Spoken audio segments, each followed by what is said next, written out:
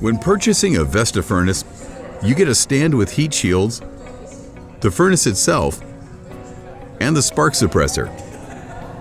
You need to connect the furnace itself to the electrical grid, connect a pump that will pump water, connect light and a spark arrestor before the first ignition and before the first operation of the furnace. First, you'll need to heat the grill without cooking.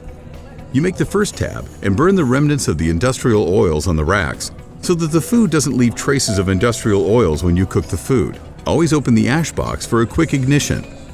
In order for carbon dioxide and smoke to escape,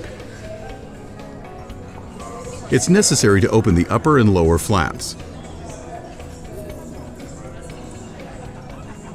We take out the grids. If you have one, then you take out one. If you have two, then you take out two. I'm taking out 2 grids.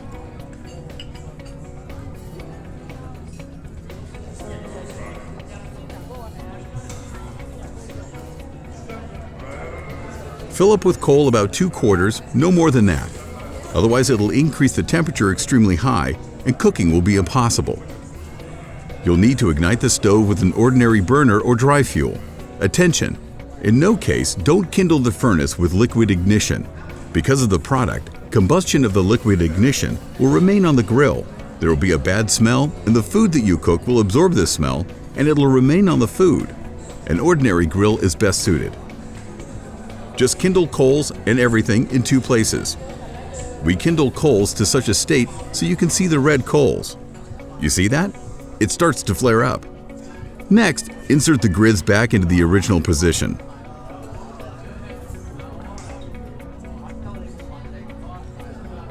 For fast ignition within 30 minutes or maybe 30 to 35 minutes, you can leave the grill in this position and close the door, but not fully.